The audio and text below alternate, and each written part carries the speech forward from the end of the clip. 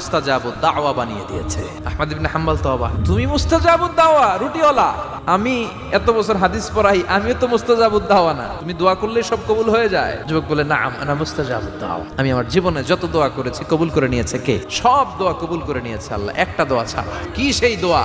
যুবক এবার বলতে শুরু করলো, আমার জীবনে যে দোয়াটা আল্লাহ কবুল করে নাই সেটা হচ্ছে আমি আল্লাহর কাছে অনেক চেয়েছি, অনেক দোয়া করেছি, যে আল্লাহ শুনেছি এই জামানার সবচেয়ে বড় মুহাদ্দিস, তার নাম নাকি ইমাম আহমদ ইবনে হাম্বল, আল্লাহ তোমার কাছে আমার চাওয়া আমি যেন এই ইমাম আহমদ ইবনে হাম্বলের দেখে মরতে পারি।